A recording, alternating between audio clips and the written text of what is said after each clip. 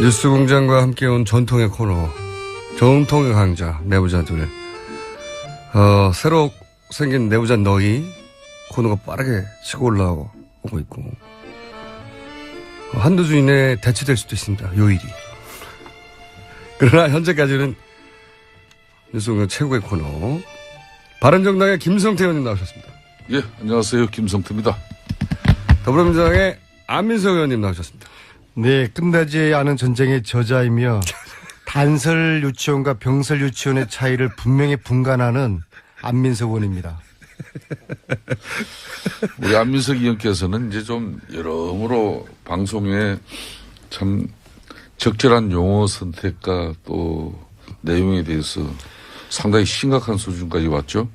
저도 그 덕분에 이 내부자 둘 방송 내용을 비밀 녹취록이라고 이렇게 호도를 당하고 있어요. 비밀 녹취록 몇백만이 듣고 있는데. 그러니까 국정조사 특위 청문회 영상을 이걸 악의적으로 편집을 해가지고 의원님 나온 부분을요? 마구잡이로 지금 허위사실로 지금 유포되고 있어요. 편집을 어떻게 해가지고 SNS에서. 어떤 식으로? 그러니까 안민석 의원이 3년 전인 지난 2014년에 국회 대정부 질문을 통해서 네. 최순실과 정유라의 존재를 네. 처음으로 세상에 알렸단 말이에요. 그렇죠. 그때까지만 하더라도 그 이후에 이제 끈질기게 그 문제를 추적하고 또 문제 제기한 장본인이 안민석 의원입니다. 그렇죠, 그렇죠. 그래서 결국 대통령 탄핵까지 이어졌다는 그런 얘기를. 첫 출발은 아무도 사실 주목하지 않았던 그래서 미약한 이 출발이었지만. 방송에서 네.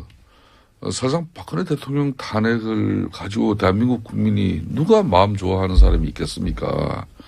그렇지만은 이 최순실 국정농단의 이 진실의 퍼즐을 맨 처음 캐기 시작한 사람은 안민석 의원이에요. 그렇죠. 그 이야기를 이 방송에 한 거는 수차례였지 않습니까? 그렇죠. 그건 사실이고요. 그런데 네. 이걸 탄핵 3년 기획설로 이렇게 둔갑이 됐어요. 그래요? 제가 지난주 방송에서도 말씀을 드렸지만은 누구나 생각이 다르면은 반대 의사를 표출할 수 있습니다. 때로는 항의나 시도할 수 있는 당연하죠. 것이죠. 네. 그런 행위들은 어디까지나 이는 법적 테두리 안에서 이루어져야 하는 것인데 이런 공개적인 방송에서 이루어진 그런 내용을 마치 짜집게 가지고. 그렇죠. 안민석 의원이 박근혜 대통령 탄핵을 위한 기획을 3년 전에 했고 또 거기에 마치 김성태 의원도 연루가 된 것처럼 이렇게 편집을 그러니까 하고 있는 민주당과 바른정당이 3년 전부터. 그래서 저도 참 이 방송하기 정말 어려워요. 그래서 참 이게 의원님 정리해 보면, 그러니까 안민석 의원이 3년 전에 그때는 시작은 작은 거였죠. 그때 대정부 질문을 통해서 시작된 거죠. 그 작은 질문으로부터 시작돼서 그때 이렇게 큰 그림인 줄 모르고 시작했지만 어쨌든 3년 전에 그 첫 질문으로부터 이 탄핵에 이르기까지 과정의 첫 출발이 그때였다라고 말씀하신 거를 편집해서 엮어가지고 3년 전에 기획을 한 걸로. 박근혜 탄핵을 기획을 했다. 이 세력이 이렇게 유포되고 있는 겁니까? 그렇죠. 그래요. 제가 기획했어요. 안철수 지지율이 뜨니까 별 이상한 일이 다 있는데요. 네. 우병우 풀려나고 잠깐만요. 그게 어디서 지금 돌아다니고 있는 거예요? 지금 SNS 상에서 돌아다녔어요. 진원지가 어디입니까? 무슨? 저는 그거는 구체적으로 밝히고 싶지는 않아요. 다만 제가 기획했어요. 의원님 혼자 이 모든 촛불 집회가 가당치 않은 이야기고요. 아무튼 안철수 후보가 지지율이 뜨니까 별일이 다 생기는데요. 우병우 풀려나고 고영태 구속되죠. 내부자인 고영태가 현관문까지 부숴가면서까지 체포당할 사람인가. 우병우 검찰이 국민을 우습게 하는 것이죠. 어젯밤에 제가 노승희를 만났습니다. 자신도 검찰에게 보복당할 수 있다고 각오한다고. 검찰이 자기 이런 식으로 체포하거나 노영태처럼 하면은 자기는 하여튼 검찰 앞에 빨가벗고 자기가 출두하겠다고 그런 이야기 하면서 분노를 좀 자아내고 있고요. 또 어제 최순실이가 안민석을 수사하라고 법정에서 외쳤습니다. 참 이게 묘하게 돌아가죠. 근데 그렇게 법정에서 외쳤던 것도 3년 기획서라고 연결될 수 있는 거군요. 그러고 보니까. 또 뉴스공장이 입조심하라고 방통위 1차 징계를 받았지 않습니까? 의원님 때문에요. 저 때문이죠. 그리고 네. 다음 주에는 2차 중징계 절차에 들어간다고 제가 의원님 때문에요. 들었는데 저 때문입니다. 근데 제가 뉴스 공장에서 안철수 혼밥 논란을 야기했고 이것을 김어준 공장장이 제지하지 않았다고 안철수 측에서 항의를 했고 방통위가 징계를 했어요. 저는 안철수 후보의 불편한 진실을 말했을 뿐입니다.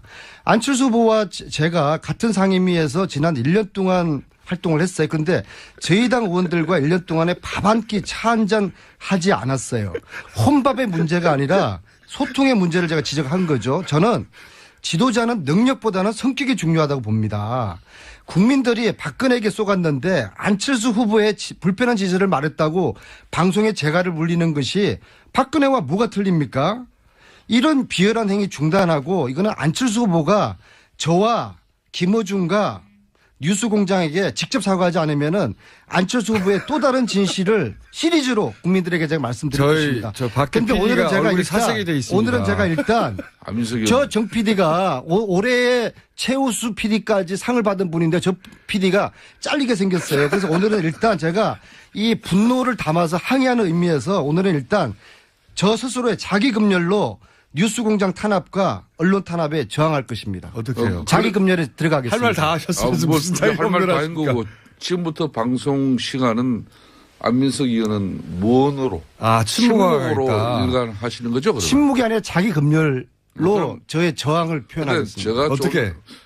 제가 좀 전에 자기 검열을 듣기에도 어떻게? 예. 침묵이 금이고 침묵이 침묵으로. 최고의 의원님이 어떻게 저항합니다. 침묵합니까? 제가 장담하는데. 안철수 의원의 뭐 진실을 이렇게 이야기하는 것은 좋은데 또 조금 전에 이 방송에서 비열하다 뭐 이런 언어는 좀 자제되어져야 그리고 하는 여기 게 국민의당이 맞는 것 없지 같아요. 않습니까? 항의를 반론을 제기할. 그래서 이제 제가 중간에 개입해가지고 중간중간에 얘기를 해야 하는데 의원님이 근데 뭘 뭐 말 아시다시피 안민석 의원은 대한민국에 누가 말기도 저 대책이 없는 분 아니에요? 제가 지금 이 순간에 침묵하신다면서요. 제가 지금 이 순간에 예술가들이 느끼는 자기 금열 고통 그리고 기자들이 느끼는 자기 금열의 고통을 느끼고 있어요. 표정은 근데 왜 이렇게 밝으세요? 별로 밝지는 않은 얼굴인데. 그걸 일방적으로 듣는 정당 입장에서는 또 항의할 수 있습니다. 네. 그렇습니다. 그럼 뭐 저는 이해 가고요. 다만 저희 PD가 고생하고 있습니다. 상당한 정도. 오늘은 안철수 안짜도 안 꺼내고요. 예. 대신에 사과하지 않으면은 침묵하신다면서요. 안철수 불편한 진실 시리즈를 제가 다음 주부터 국민들에게 말씀드리겠습니다. 자, 그 얘기는 이제, 그만해 주시고요. 저희 PD가 사색이 돼가지고 지금 화장실에 갔어요. 끝나지 않은 전쟁. 눈물을 흘리면서. 끝나지 않은 전쟁. 끝나지 않은 전쟁. 이게 그만둘 일입니까 이게? 이렇게 언론 아니, 이제 당하고서도 예. 김우중 공장장은 배알도 없어요? 그 웃지 마시고 빨리 이렇게 자, 진행을 알겠습니다. 시키세요. 그래야 중단이 되죠. 아니, 갑자기 너무 진지한 얼굴을 했다가 웃었다가 적응이 안 되네요. 자, 유승민 후보, 이거 처음에 관심사입니다. 이제 곧 후보 등록을 공식으로 하기 때문에 후보 등록을 하면 인수에 들어갑니다. 인수에 들어가면 후보 사퇴를 하든 단일을 하든 효과가 반감되는 거 아닙니까? 종이에 찍혀 있으니까. 그러면 며칠 안 남았어요. 며칠. 유승민 후보가 자유한국당과 얘기도 했었고, 그리고 국민의당과 얘기도 했었고, 쭉 얘기해 왔는데, 완주하겠는걸? 이런 생각을 많이들 합니다. 근데, 김성태 의원님은, 단일하든 연대든 꼭 해야 한다고 주장하셨던 분이잖아요. 어떻게 돌아가고 있습니까? 어떤 승부든지 이기려면은 자신의 강점에 또 집중하고 약점은 보완하는 그런 전략으로 임해야 되는 것이죠. 사실 우리 바른정당의 유승민 후보는 수도권이나 젊은 층에서 높은 호감도와 또 잠재적 지지율은 보유하고 있습니다. 예. 그렇지만은 저 개인적으로는 TK에만 집중하는 모습이 개인적으로 안타까워요. 저도 사실 그게 안타까웠어요. 어제 이혜원 의원하고도 그 얘기를 했는데. 바른정당은 책임 정치를 구현하는 책임 정당의 기치를 끌고 따뜻한 보수 그리고 깨끗한 보수를 이렇게 외쳤지 않습니까? 그렇다면은 막 그런 측면에서의 본인의 역량을 높이는 게 이번 선거에서 상당히 중요한데 다만 보수라는 관점에서 이번 대선에서 우리는 두 가지 과제를 안고 있어요. 대선 승리를 통해서 하나는 좌파 정권의 탄생을 막아야 하는 것이 첫 번째 과제고 또 두 번째로 그보다 더 중요한 것이 이번 대선을 통해서 보수를 한골 탈퇴시켜야 돼요. 그러니까 부패하고 기득권에 안주한 그런 보수는 청산을 해야 돼요. 예, 그래서 바른정당을 만들었다고 주장하시는 거고 이때까지. 박근혜 정권이 국민을 배신하고 보수의 가치를 송두리째 뽑아버린 상황에서 대선 승리보다 어찌 보면은 혁신을 통한 보수 재탄생이 더 크고 중요한 의미를 우리 국민들이 부여할 거예요. 그렇기 때문에 보수의 이 본산인 대구 경북 지역을 중점적으로 후보가 공략할 수 없는 것이 우리 바른정당의 유승민 후보의 현주소예요. 또 후보 나름의 충분한 고충을 담고 있다고 생각합니다. 뭐 그렇지만은 저는 거듭 이야기를 합니다만은 정치는 생물입니다.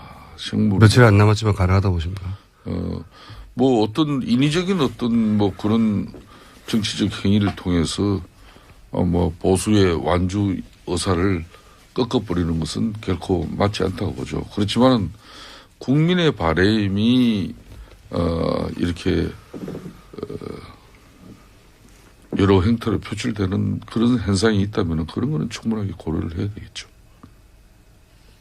무슨 말씀인지 잘 못 알아들었습니다. 요 부분은 뭐 여차 잘못하면 그렇지 않아도 유승민 후보가 힘들게 어렵게 네. 지금 그래도 뚜벅뚜벅 가고 있는데. 불과 이틀 남았어요, 근데. 그거는 후보 등록이죠. 후보 등록이지만 후보 등록 이후에는 더 어렵지 않습니까, 사실. 김성태 의원님도 자기 검열하고 계세요? 본인이나. 자기 검열차 2인에 지금. 그러니까 적어도 유승민 후보는 완주 의지가 대단히 강한 거죠, 현재. 본인은. 저희 동료 의원들이 보기에는 완주 의사가 뭐 거의 아주 강한 정도. 아주 강한 정도고. 그리고 보통 근데 강한 게 아니고 아주 강한 거죠. 보통 강한 게 아니고 아주 강한 것이고. 근데 당내에서는 여전히 그럼에도 불구하고 자유한국당이든 혹은 국민당이든 연대든 어떤 액션이 있어야 되는 거 아니냐는 의원들이 계신 거죠, 물론. 있죠. 거듭 이야기합니다만은 정치는 생물이기 때문에 네. 대선 이후에 네. 정치 지행이나 또 우리 당의 진로 문제를 왜 고민하지 않겠습니까? 뭐 그런 부분은 뭐 어떤 행태로든지 바른정당의 정치인들이니까 할 수밖에 없어요. 그렇지만 중요한 것은 우리 자신들이 뽑아낸 후보니까 후보가 맞습니다. 지금까지는 우리가 후보를 뒷받침했고 또 어떻게 보면 후보를 위해서 모든 걸 다 했다고 봐요. 그렇지만은 향후 당의 진로와 바른정당 33명의 이 정치인들의 길을 위해서는 어떤 길이 맞는 것인지 마지막 이런 부분은 또 후보도 이제 깊게 또 고민할 때가 됐죠. 후보 등록하고 나면 불과 20며칠 남습니다. 24일, 23일 남았어요. 23일 남습니다. 23일이면 4주도 안 되는 거죠. 예. 3주 3주 이틀입니다. 정도죠.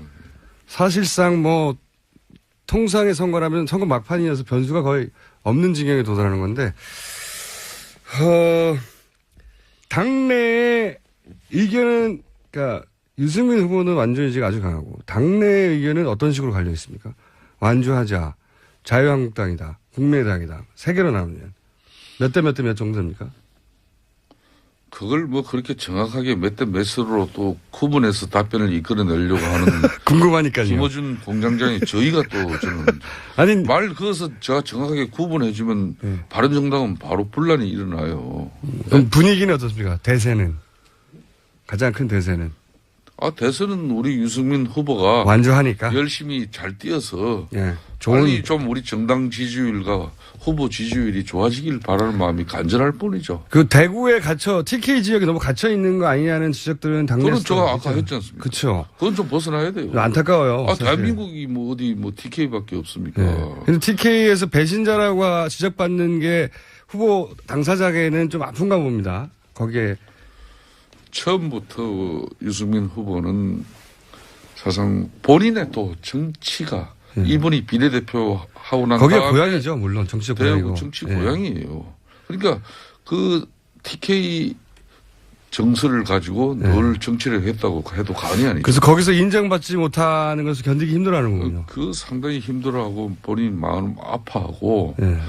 또 물론 전국적인 우리 국민들의 이번 조기 대선에서의 바람도 본인이 누구보다 잘 알고 있습니다. 그렇지만은 항상 대구 경북에 대한 어떤 그런 원성과 탄성 또 막 그런 부분에 대해서 늘 본인이 힘들어하는 건 사실이죠. 지금 이 방에서 제일 힘들어하는 건 안민석 의원인 것 같습니다. 지금 본인이 자기 검열하는 거라고 입을 일부러 닫고 계신 거잖아요. 얼마나 말을 하고 싶으실까? 먼저 끝나지 않은 전쟁 지난주 출판 기념회에 우리 김호준 공장장이 와주셔서 그리고 김성태 의원님도 와주셔서 성안이 끝나서 대단히 감사들 말씀도 전하고 그날 팔린 책이 전부죠, 이때까지. 인쇄가 그날 다 나갔습니다. 그날 지금 팔린 책이 첫판이 이제 며칠째 지금 그 인쇄를 충분하게 찍는다고 그 인쇄소 직원들이 지금 코피가 흘렸다고 합니다. 보통 이제 미리미리 준비해 놓는데 일세로 끝날 걸로 출판사에 생각했나 보죠. 예. 당일날 2,000권인가 3,000권이 다 매진이 돼서요. 예. 왜 책을 이것밖에 안 찍었냐고 해서 오신 분들 사이에 뭐 싸움도 나고 뭐 출판사는 그랬어요. 알았던 거죠. 여기서 끝날 거라는 걸.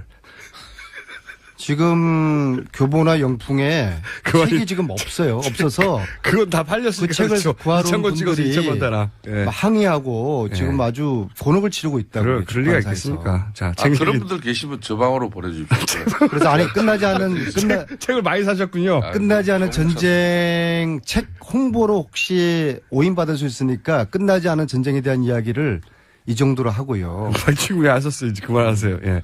그 어제 보궐선거 있었는데 결과가 저희들에게 굉장히 고무적이었어요. 특히 이 국민당 후보하고 붙은 곳이 9곳인데 그중에 7대2로 저희들이 이겼습니다. 경남에서는 저희들이 처음으로 도의원을 이겼고요. 특히 수도권 민심을 알 수 있는 하남시장 선거에서 여기는 이제 사당이 후보를 다 냈는데 여기서 저희 당 후보가 이겨서 굉장히 고무적인데요. 다행히 오늘 국민의당 순서도 저희 3부에 있으니까, 예. 그 얘기 일단 주장부터 이제 하십시오. 대선이 예. 이제 3주 남았지 않습니까? 사실은 진보가 좋은 거예요. 기득권들 자기들끼리 다 해먹는 이 세상을 바꾸자는 게 진보거든요. 그래서 앞으로 25일 동안 문재인 후보께서 이게 참 진보가 좋은 것이다. 문재인이가 좋은 것이다. 문재인이가 되면은 내 삶이 이렇게 바뀌어질 수 있구나. 손에 떡을 쥐어주는, 손에 떡과 빵을 쥐어주는 이런 진보 정책 비전을 국민들에게 제시를 하게 되면은 지금 잠시 출렁이지만은 일주일 내로 우리 문재인 후보가 월등한 또 그 선두를 김원중 달릴 수 있을 공장장님, 거라고 요 대목에서 이런 방송을 하면은 네. 제지를 해줘야 돼요. 아니, 이제 자기 그러니까 소속 당에 대해서 아니, 자기 자랑하는 유승민 거는 의원 뭐. 자랑하세요. 특정 후보 지지를 위한 이 방송이 되면은 지적을 받죠. 지금은 우리는 그런 아닙니다. 제 말씀이 자기 특정- 정당, 자기 홍보하는 건 괜찮습니다. 제 말씀이 문재인 후보에 대한 지지 발언으로 들렸습니까? 그렇습니다. 저 역사적인 객관적인 사실을 말씀드린 건데 진보가 좋은 거 아니에요. 근데 문제는 진보에 대한 인식을 바꿔줘야 돼요. 국민들 한 분 손에 빵과 떡을 쥐어주는 그런 진보. 그래서 진보 후보가 되면은 내 삶이 달라지구나. 문재인 후보가 되면은 우리 아이들 사교육비 고통받는데 이거 적게 내고 통신비 적게 낼 수가 있고 일자리 문제 해결되고 야 저런 후보가 되면은 국민들이 내 삶이 나아지겠구나. 이 비전만 보여주면은 이 선거는 해보나 김원중 마나. 공장장님, 내가 네. 지난주 방송에서도 예. 지금 현재 안민석 의원이 이렇게 간접 피하를 하고 있는 문재인 후보는 지난 2002년도에 예. 당시 이해창 후보를 보는 것하고 제가 이상하게 똑같은 기분이 들어요. 그런 모습을 빠르게 지어가고 있는 그런 완전히 이제 지금 민주당은 그때 역사적 사실을 정치인이면 잘 아는데 쭉 1위로 달리다가 그렇습니다. 막판에 역전돼 버리는 이번 예. 재보궐 그렇게 보신다는 거죠. 통해서 네. 대륙 국민이 전환될 가능성도 충분히 생겼다는 건데 그걸 7대2로 이렇게 이겼다고 자아자찬하시고 제가 거듭 이야기 드립니다만은 사실상 민주당 문재인 후보와 민주당 의원들께서 상당히 겸손해져야 됩니다. 겸손하지 않으면 큰 낭패를 볼 수 있습니다. 이거는 제가 진심으로 드리는 얘기예요. 그때 가서 또 국민들 탓하고 말이야 국민들을 원망하면 되겠습니까? 그러니까 지금 이 조기 대선 국면은 검증할 수 없는 아주 짧은 시간 내에 후보를 선택해야 되는 국민들의 마음을 헤아리기 위해서는 어느 당이든 의원들이든 또 후보 자신이든 정말 처절한 진정성만이 우리 국민들에게 제대로 된 검증의 기회를 부여하는 거예요. 그러니까 너무 이렇게 호도해도 안 돼요. 김성태 의원님이 호시탐탐 틈만 있으면 저보고 겸손하라고 하는데요. 그것은 마치 국민들을 향해서 겸손하라고 타일려는 것처럼 들리거든요. 이거 정말 오만한 말씀이시고요. 더 이상 그런 말씀하지 않았으면 좋겠고요. 이번에 문재인이라는 분은 이 촛불 전국에서 국민이 만들어낸 후보거든요. 그런데 보수 진영의 저항이 만만치 않았죠. 처음에는 반기문이라는 상품으로 어떻게 해보려 하다가 꺾어졌고, 그 다음에 한교안을 만지작거렸고, 그 다음에 나온 게 안철수의 도전을 받고 있거든요. 이 도전 역시도 제가 말씀드리는 것처럼 국민들의 손에 빵과 떡을 쥐어주는 비전과 정책을 문재인 후보가 제시하면은 이 세 번째 도전도 끄고서 새로운 도전 받고 있지만은 끄고서 문재인 후보가 이길 수밖에 없는 이게 시대 흐름이고 시대 정신이라고 봅니다. 대선이라는 거는 개인의 역량보다 또 당의 지지보다 시대 정신, 시대 흐름이 중요한 것이거든요. 이번 대선은 촛불을 위한 촛불의 그런 대선이기 때문에 촛불 국민들이 그렇게 녹록지 않습니다. 세 번째 도전 촛불 국민들이 꺾어줄 것입니다. 아니 그렇다고 안철수 후보가 촛불에 반한 건 아니잖아요. 그런 구도는 성립이 안 되죠. 그러니까 네. 이 촛불의 민심이라는 것을 그걸 마침 문재인 전 대표가 항의하고 즐길 수 있고 또 그걸 수혜받는 그런 당사자로만 이렇게 규정하는 것은 그건 맞지 않아요. 이 말씀드리면은 민주주의의 승리고 또 정의의 승리예요. 그걸 갖다 어떻게 문재인 후보의 혼자의 승리로 이렇게 치부하려고 합니까? 그건 맞지는 않고. 제가 오늘은 자기 검열 중이라서 대단히 신중하지만요. 이 이야기하면 또 징계당할지 모르겠는데요. 안철수 후보는 이 촛불 국민들, 이 촛불 전국이 만들어 놓은 이 조기 대선에서 제일 처음으로 해명해야 되실 게 뭔지 아십니까? 지난 국정감사 3주 동안에 그 교문이 전쟁터가 되었던 최순실의 국정농단을 밝혀내고자 했던 그 분투했던 야당 의원들 속에서 안철수 의원은 왜 K재단, 미러재단 한마디도 이야기하지 않았는지, 최순실 치여자도 왜 꺼내지 않았는지, 여기 대해서 국민들에게 일단 해명부터 하고서 대선을 치러야 되는데 이분이 해명할 줄을 잘 모르고 반성도 잘 안 하시는 거예요. 내일 저희가 국민의당 자유한국당 내부자들 투구가 있기 때문에 제가 그때 그 해명을 그냥 안철수 의원이 물어보기로 안철수 의원의 또 이 좀 이상한 버릇이 남들한테 해명을 시켜요. 이거는 본인 스스로가 왜 내가 국정농단에 대해서 한마디도 국감 동안에 한마디도 하지 않았는지, K재단, 미러재단을 제가 몰라서 그랬는지, 최순실 치여자를 왜 꺼내지 않았는지 그 3주 동안에 다른 야당 의원들은 아침부터 새벽까지 정말 전쟁을 치렀는데 여기에 대한 해명을 본인이 해야죠. 본인밖에 모르는 겁니다. 이걸 왜 제3자한테 시킵니까? 자, 국민의당 자유한국당 내부자 가만히 들어보니까 내일 있습니다. 이 방송만 피해를 보게 될 것 같아요. 이러다가 또 징계받습니까? 출연자니까 자기 아니 왜냐하면 제가 국정감사 3주 동안에 속기록을 제가 다 읽어봤어요. 그런데 거기에 안철수 의원은 K재단, K자, 미러재단, 미업자, 최순실 치여자도 단 한마디도 꺼내지 않습니다. 이거는 불가사의한 거예요. 그때까지는 파악이 안 된다 보죠. 안민수 의원께서는 조속으로 바뀐다 그러잖아요. 아까 방송 시작에는 자기 검열하고 자성은 믿지 않았습니다. 처음부터. 자성하는 그런 분위기로 착 잡아놓고 불과 5분도 안 돼서 징계를 각오하고서 징계를 의원님이 당하시는 게 아니고요. 그러니까 저희 PD가 당하는 거예요. 그게 불행한 일이에요. 이런 이야기하는 게 징계를 받는다는 게 이게 21세기에 이런 언론 탄압이 어디 있어요. 그러니까 균형을 갖추면서 하세요. 균형을 갖추면서. 그러면 안철수 후보도 잘못된 부분은 당연히 방송에서 출연진이 비판할 수 있죠. 그렇지만은 너무 편파적으로 편협적으로 일방적으로 하면 그게 문제가 되는 거예요. 오늘은 제가 김성태 의원님이 하나도 존경스럽지 않네요. 이거는 제 의견을 말씀드린 게 아니라 팩트를 말씀드린 거예요. 국정감사 3주 동안에 다른 모든 의원들이 의심하고 있어요. 아니, 신기해하고 있어요. 그 왜 얘기 안철수 의원이 너무 오랫동안 하셨으니까 이제 그 반복 안 하셔도 될 것 같고요. 그 얘기는 진실과 사실은 네. 되풀이하고 되풀이해서 국민들이 아셔야 될 거 아닙니까? 처음에 제가 3년 전에 최순실 국정농단 알렸을 때 아무도 안 믿었어요. 이 이야기를 듣는 청취자들이 과연 진짜 3주 동안 안철수 후보가 최순실 취하자도 안 꺼냈을까? 의원님, 안 믿겠죠. 오늘 자제하시기로 저는 속기록에 하셨습니까? 대한 근거를 가지고 말씀드리는 거예요. 팩트예요. 아니, 제 의견이 아닙니다. 이 김어준 공장장님, 네. 이 방송을 지금 이제 문재인 후보가 많이 청취한다는 이야기를 들었는데. 문재인 후보 이걸 들을 일 그래서 없다고 저는 보긴 그런지 하는데. 지금 오늘 안민석 의원이 충성. 보통 때하고 다른 그런 모습을 보이고 있죠. 심지어는 오늘 자제한다고 하셔놓고 자제가 아니라 거의 뭐. 더 강한 어조로. 아니 뉴스 공장이 탄압받고 언론이 탄압받는데 피가 거꾸로 쏟아요. 탄압받는 이게 아무렇지가 사람은 않아요? 웃고 있는데. 공장장. 이게 웃을 일이에요? 의원님이 그렇게 만들어주시고 있는 거예요, 지금. 아니 혼밥이라는 계속해서 거는 더 혼나라.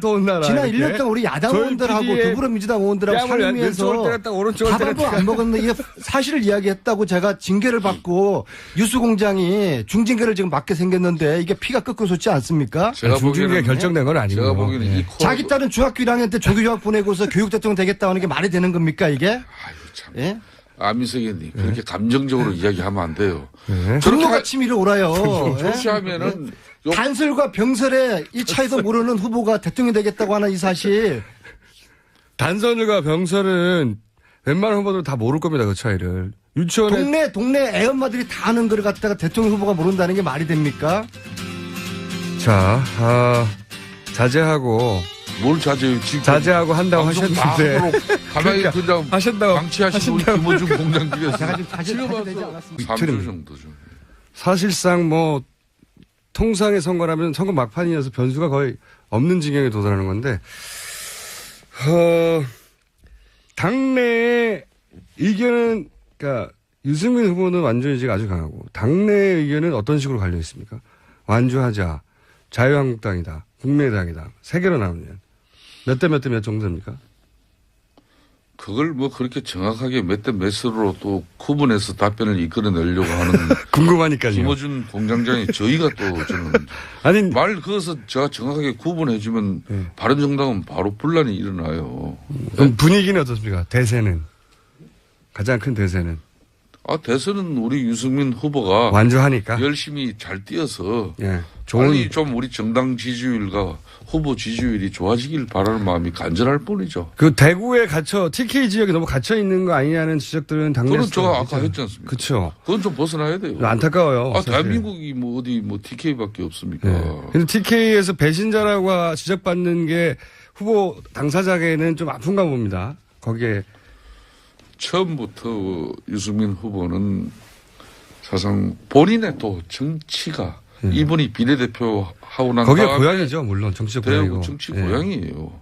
그러니까 그 TK 정서를 가지고 늘 정치를 했다고 해도 과언이 아니죠. 그래서 거기서 인정받지 못하는 것을 견디기 힘들어하는 거군요. 그 상당히 힘들어하고 본인 마음 아파하고 네.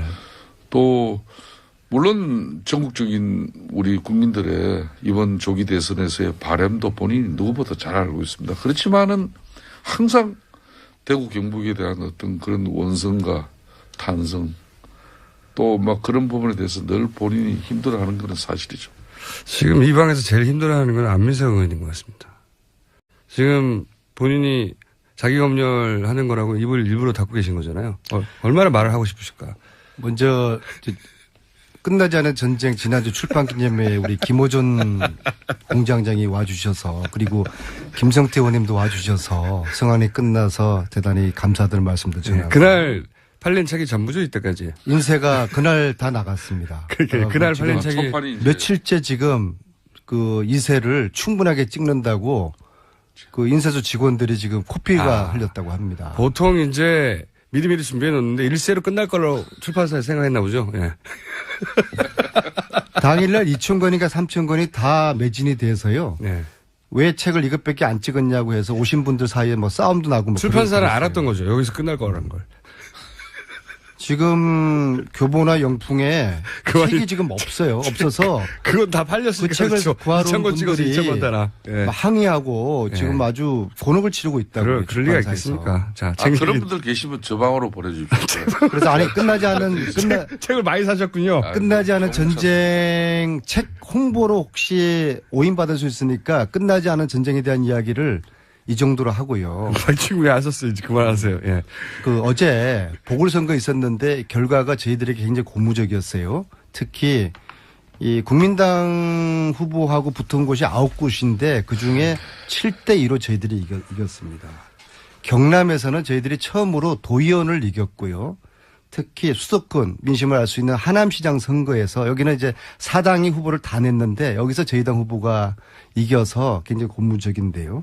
다행히 오늘 국민의당 순서도 저희 3부에 있으니까, 예. 그 얘기 이제 일단 주장부터 이제 하십시오. 대선이 예. 이제 3주 남았지 않습니까? 사실은 진보가 좋은 거예요. 기득권들 자기들끼리 다 해먹는 이 세상을 바꾸자는 게 진보거든요. 그래서 앞으로 25일 동안 문재인 후보께서 이게 참 진보가 좋은 것이다. 문재인이가 좋은 것이다. 문재인이가 되면은 내 삶이 이렇게 바뀌어질 수 있구나. 손에 떡을 쥐어주는, 손에 떡과 빵을 쥐어주는 이런 진보 정책 비전을 국민들에게 제시를 하게 되면은 지금 잠시 출렁이지만은 일주일 내로 우리 문재인 후보가 월등한 또 그 선두를 김원중 달릴 수 있을 공장장님, 거라고 요 봅니다. 대목에서 이런 방송을 하면은 네. 제지를 해줘야 돼요. 아니, 이제 자기 그러니까 소속 당에 대해서 아니, 자기 자랑하는 유승민 거는 뭐. 의원 자랑하세요. 아, 네. 특정 후보 지지를 위한 이 자신의 강점에 또 집중하고 약점은 보완하는 그런 전략으로 임해야 되는 것이죠. 사실 우리 바른정당의 유승민 후보는 수도권이나 젊은 층에서 높은 호감도와 또 잠재적 지지율은 맞습니다. 보유하고 있습니다. 예. 그렇지만은 저 개인적으로는 TK에만 집중하는 모습이 개인적으로 안타까워요. 저도 사실 그게 안타까웠어요. 어제 이혜원 의원하고도 그 얘기를 했는데. 바른정당은 책임 정치를 구현하는 책임 정당의 기치를 끌고 따뜻한 보수 그리고 깨끗한 보수를 이렇게 외쳤지 않습니까? 그렇다면은 막 그런 측면에서의 본인의 역량을 높이는 게 이번 선거에서 상당히 중요한데 다만 보수라는 관점에서 이번 대선에서 우리는 두 가지 과제를 안고 있어요. 대선 승리를 통해서 하나는 좌파 정권의 탄생을 막아야 하는 것이 첫 번째 과제고 또 두 번째로 그보다 더 중요한 것이 이번 대선을 통해서 보수를 한골 탈퇴시켜야 돼요. 그러니까 부패하고 기득권에 안주한 그런 보수는 청산을 해야 돼요. 예. 그래서 바른정당을 만들었다고 그렇습니다. 주장하시는 거. 이때까지. 박근혜 정권이 국민을 배신하고 보수의 가치를 송두리째 뽑아버린 상황에서 대선 승리보다 어찌 보면은 혁신을 통한 보수 재탄생이 더 크고 중요한 의미를 우리 국민들이 부여할 거예요.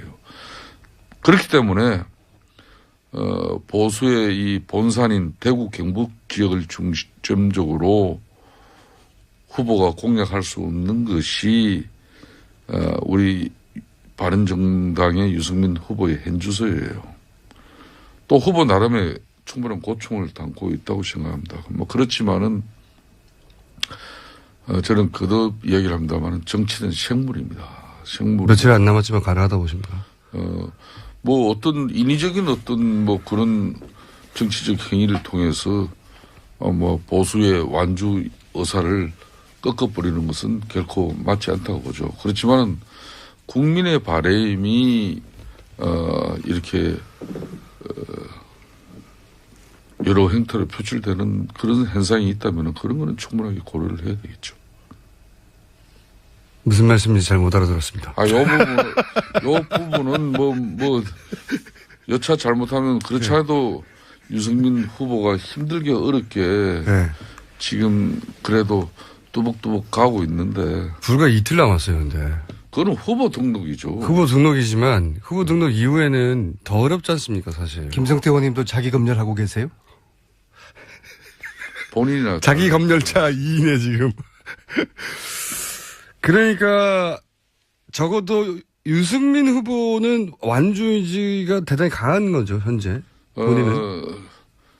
저희 동료 의원들이 보기에는 완주 의사가 뭐 거의 아주 강한 정도. 아주 강한 정도고. 그리고 보통 근데 강한 게 아니고 아주 강한 거죠. 보통 강한 게 아니고 아주 강한 것이고. 근데 당내에서는 여전히 그럼에도 불구하고 자유한국당이든 혹은 국민당이든 연대든 어떤 액션이 있어야 되는 거 아니냐는 의원들이 계신 거죠, 물론. 있죠. 거듭 이야기합니다만은 정치는 생물이기 때문에 네. 대선 이후에 예.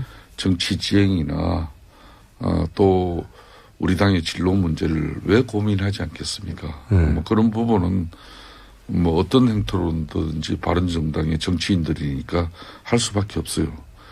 그렇지만 중요한 것은 우리 자신들이 뽑아낸 후보니까 후보가 맞습니다. 지금까지는 우리가 후보를 뒷받침했고 또 어떻게 보면 후보를 위해서 모든 걸 다 했다고 봐요. 그렇지만은 향후 당의 진로와 바른정당 33명의 이 정치인들의 길을 위해서는 어떤 길이 맞는 것인지 마지막 이런 부분은 또 후보도 이제 깊게 또 고민할 때가 됐죠. 후보 등록하고 나면 불과 20며칠 남습니다. 24일, 23일 넘습니다. 23일 남습니다. 23일이면 4주도 안 되는 거죠. 예. 3주 하면서 분노를 좀 자아내고 있고요. 또 어제 최순실이가 안민석을 수사하라고 법정에서 외쳤습니다.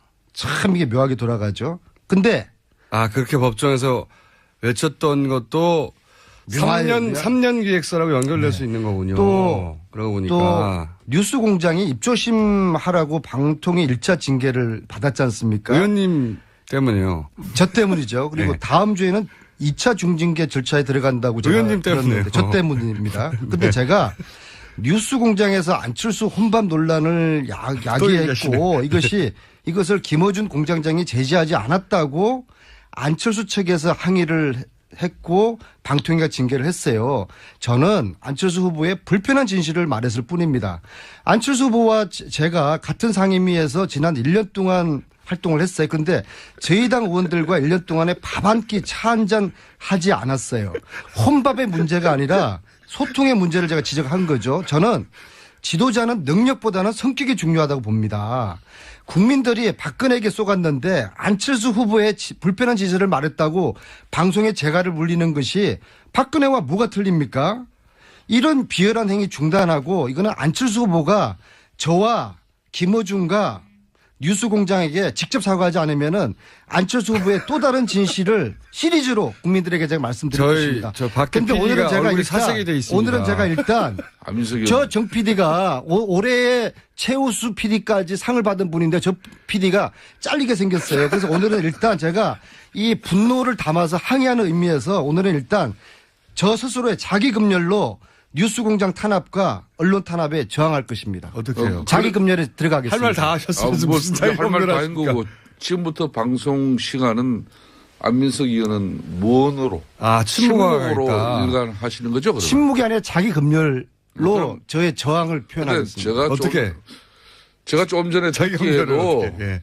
침묵이 금이고 침묵이 침묵으로. 최고의 의원님 어떻게 저항합니다. 침묵합니까? 제가 장담하는데. 안철수 의원의 뭐 진실을 이렇게 이야기하는 것은 좋은데 또 조금 전에 이 방송에서 비열하다 뭐 이런 언어는 좀 자제되어져야 그리고 하는 여기 게 국민의당이 맞는 것 없지 같아요. 않습니까? 항의를 반론을 제기할. 그래서 이제 제가 중간에 개입해가지고 중간중간에 얘기를 해야 하는데 의원님이 근데 뭐 아시다시피 안민석 의원은 대한민국에 누가 말기도 저 대책이 없는 분 아니에요? 제가 지금 이 순간에 침묵하신다면서요. 제가 지금 이 순간에 예술가들이 느끼는 자기 검열 고통 그리고 기자들이 느끼는 자기 검열의 고통을 느끼고 있어요. 표정은 근데 왜 이렇게 밝으세요? 별로 밝지는 않은 얼굴인데. 그걸 일방적으로 듣는 정당 입장에서는 또 항의할 수 있습니다. 네. 그렇습니다. 그럼 뭐 저는 이해 가고요. 다만 저희 PD가 고생하고 있습니다. 상당한 정도. 오늘은 안철수 안짜도 안 꺼내고요. 예. 대신에 사과하지 않으면은 침묵하신다면서요. 안철수 불편한 진실 시리즈를 제가 다음 주부터 국민들에게 말씀드리겠습니다. 자, 그 얘기는 이제, 그만해 주시고요. 저희 PD가 사색이 돼가지고 지금 화장실에 갔어요. 끝나지 않은 전쟁. 눈물을 흘리면서. 끝나지 않은 전쟁. 끝나지 않은 전쟁. 이게 그만둘 일입니까 이게? 이렇게 언론 아니, 이제 당하고서도 예. 김우중 공장장은 배알도 없어요? 그 웃지 마시고 빨리 이렇게 자, 진행을 알겠습니다. 시키세요. 그래야 중단이 되죠. 아니 갑자기 너무 진지한 얼굴을 했다가 웃었다가 적응이 안 되네요. 자, 유승민 후보 이거 처음에 관심사입니다. 이제 곧 후보 등록을 공식으로 하기 때문에 후보 등록을 하면 인수에 들어갑니다. 인수에 들어가면 후보 사퇴를 하든 단일을 하든 효과가 반감되는 거 아닙니까? 종이에 찍혀 있으니까. 그러면 며칠 안 남았어요. 며칠. 유승민 후보가 자유한국당과 얘기도 했었고, 그리고 국민의당과 얘기도 했었고, 쭉 얘기해 왔는데, 완주하겠는걸? 이런 생각을 많이들 합니다. 근데, 김성태 의원님은, 단일하든 연대든 꼭 해야 한다고 주장하셨던 분이잖아요. 어떻게 돌아가고 있습니까? 어떤 승부든지 이기려면은 뉴스공장과 함께 온 전통의 코너, 전통의 강자, 내부자들. 새로 생긴 내부자 너희 코너가 빠르게 치고 올라오고 있고, 한두 주 이내에 대체될 수도 있습니다. 요일이.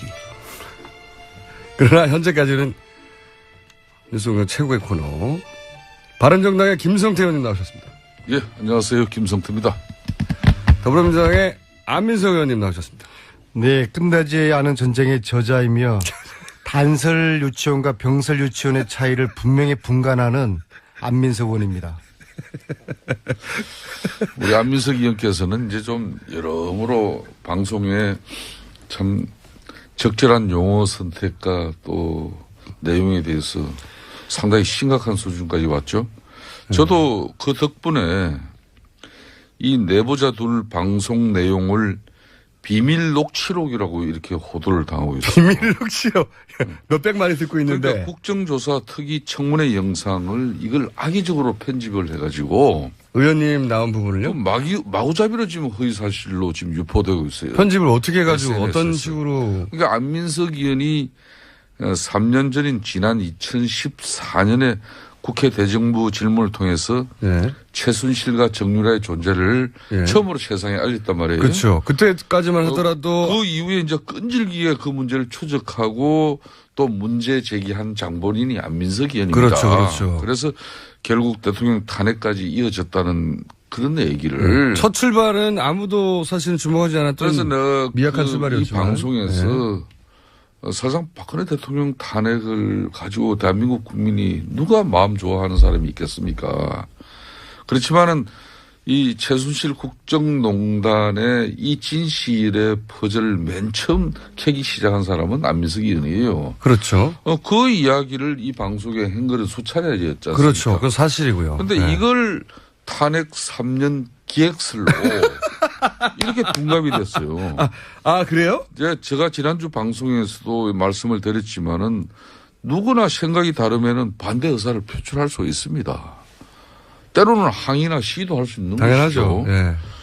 그런 행위들은 어디까지나 얘는 법적 테두리 안에서 이루어져야 하는 것인데 이런 공개적인 방송에서 이루어진 그런 내용을 마치 짜집게 가지고. 그렇죠. 안민석 의원이 박근혜 대통령 탄핵을 위한 기획을 3년 전에 했고 또 거기에 마치 김성태 의원도 연루가 된 것처럼 이렇게 편집을 그러니까 하고 있는 민주당과 바른정당이 3년 전부터. 그래서 저도 참 이 방송하기 정말 어려워요. 그래서 참 이게 의원님 정리해 보면, 그러니까 안민석 의원이 3년 전에 그때는 시작은 작은 거였죠. 그때 대정부 질문을 통해서 예. 시작된 거죠. 그 작은 질문으로부터 시작돼서 그때 이렇게 큰 그림인 줄 모르고 시작했지만 어쨌든 3년 전에 그 첫 질문으로부터 이 탄핵에 이르기까지 과정의 첫 출발이 그때였다라고 말씀하신 거를 편집해서 엮어가지고 3년 전에 기획을 한 걸로. 박근혜 탄핵을 기획을 했다. 이 세력이 이렇게 유포되고 있는 겁니까? 그렇죠. 그래요. 제가 기획했어요. 안철수 지지율이 뜨니까 별 이상한 일이 다 있는데요. 네. 우병우 풀려나고 잠깐만요. 그게 어디서 구속되고요. 지금 돌아다니고 있는 거예요? 지금 SNS 상에서 돌아다녔어요. 진원지가 어디입니까? 무슨. 저는 그거는 구체적으로 뭐 밝히고 싶지는 않아요. 다만 제가 기획했어요. 의원님 혼자 아이, 참. 이 모든 촛불 집회와. 가당치 않은 이야기고요. 아무튼 네. 안철수 후보가 지지율이 뜨니까 별일이 다 생기는데요. 우병우 풀려나고 고용태 구속되죠. 내부자인 고용태가 현관문까지 부숴가면서까지 체포당할 사람인가. 네, 네. 우병우 검찰이 국민을 우습게 하는 것이죠. 어젯밤에 제가 노승희를 만났습니다. 노승희, 자신도 네. 검찰에게 보복당할 수 있다고 각오한다고. 검찰이 자기 이런 식으로 체포하거나 노영태처럼 하면은 자기는 하여튼 검찰 앞에 빨가벗고 자기가 출두하겠다고 그런 이야기. 방송이 되면은 지적을 받죠. 지금은 우리는 그런 제 말씀이 자기 정당 자기 홍보하는 건 괜찮습니다. 제 말씀이 문재인 후보에 대한 지지 발언으로 들렸습니까? 그렇습니다. 저 역사적인 객관적인 사실을 말씀드린 건데 진보가 좋은 거 아니에요. 근데 문제는 진보에 대한 인식을 바꿔줘야 돼요. 국민들 한 분 손에 빵과 떡을 쥐어주는 그런 진보. 그래서 진보 후보가 되면은 내 삶이 달라지구나. 문재인 후보가 되면은 우리 아이들 사교육비 고통받는데 이거 적게 내고 통신비 적게 낼 수가 있고 일자리 문제 해결되고 저런 후보가 되면은 국민들이 내 삶이 나아지겠구나. 이 비전만 보여주면은 이 선거는 해보나 김호중 마나. 공장장님, 내가 네. 지난주 방송에서도 네. 지금 현재 안민석 의원이 이렇게 간접 피하를 하고 있는 문재인 후보는 지난 2002년도에 예. 당시 이해창 후보를 보는 것하고 제가 이상하게 똑같은 기분이 들어요. 그런 모습을 빠르게 지어가고 있는 그런 완전히 이제 지금 민주당은 그때 역사적 사실을 정치인이면 잘 아는데 쭉 1위로 달리다가 그렇습니다. 막판에 역전돼 버리는 이번 그렇게 재보궐 보신다는 선거를 거죠. 통해서 네. 대륙 국민이 전환될 가능성도 충분히 생겼다는 건데 그걸 7대2로 이렇게 이겼다고 자아자찬하시고 제가 거듭 이야기 드립니다만은 사실상 민주당 문재인 후보와 민주당 의원들께서 상당히 겸손해져야 됩니다. 겸손하지 않으면 큰 낭패를 볼 수 있습니다. 이거는 제가 진심으로 드리는 이야기예요. 그때 가서 또 국민들 탓하고 말이야 국민들을 원망하면 되겠습니까? 그러니까 지금 이 조기 대선 국면은 검증할 수 없는 아주 짧은 시간 내에 후보를 선택해야 되는 국민들의 마음을 헤아리기 위해서는 어느 당이든 의원들이든 또 후보 자신이든 정말 처절한 진정성만이 우리 국민들에게 제대로 된 검증의 기회를 부여하는 거예요. 그러니까 너무 이렇게 호도해도 안 돼요. 김성태 의원님이 호시탐탐 틈만 있으면 저보고 겸손하라고 하는데요. 그것은 마치 국민들을 향해서 겸손하라고 타일내는 것처럼 들리거든요. 이거 정말 오만한 말씀이시고요. 더 이상 그런 말씀하지 않았으면 좋겠고요. 이번에 문재인이라는 분은 이 촛불 전국에서 국민이 만들어낸 후보거든요. 그런데 보수 진영의 저항이 만만치 않았죠. 처음에는 반기문이라는 상품으로 어떻게 해보려고 하다가 꺾어졌고, 그 다음에 한교안을 만지작거렸고, 그 다음에 나온 게 안철수의 도전을 받고 있거든요. 이 도전 역시도 제가 말씀드리는 것처럼 국민들의 손에 빵과 떡을 쥐어주는 비전과 정책을 문재인 후보가 제시하면은 이 세 번째 도전도 꺾고서 새로운 도전 받고 있지만은 꺾고서 문재인 후보가 이길 수밖에 없는 이게 시대 흐름이고 시대 정신이라고 봅니다. 대선이라는 거는 개인의 역량보다 또 당의 지지보다 시대 정신, 시대 흐름이 중요한 것이거든요. 이번 대선은 촛불을 위한 촛불의 그런 대선이기 때문에 촛불 국민들이 그렇게 녹록지 않습니다. 세 번째 도전 촛불 국민들이 꺾어줄 것입니다. 아니 그렇다고 안철수 후보가 촛불에 반한 건 아니잖아요. 그런 구도는 성립이 안 되죠. 의원님. 그러니까 예.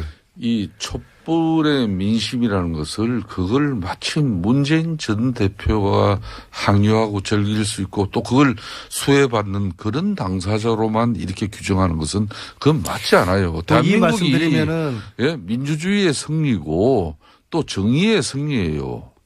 그걸 갖다 어떻게 문재인 후보의 혼자의 승리로 이렇게 치부하려고 합니까? 그건 맞지는 않고. 제가 오늘은 자기 검열 중이라서 대단히 신중하지만요. 이 이야기하면 또 징계당할지 모르겠는데요. 안철수 후보는 이 촛불 국민들, 이 촛불 전국이 만들어 놓은 이 조기 대선에서 제일 처음으로 해명해야 되실 게 뭔지 아십니까? 지난 국정감사 3주 동안에 그 교문이 전쟁터가 되었던 최순실의 국정농단을 밝혀내고자 했던 그 분투했던 야당 의원들 속에서 안철수 의원은 왜 K재단, 미러재단 한마디도 이야기하지 않았는지, 최순실 치어자도 왜 꺼내지 않았는지, 여기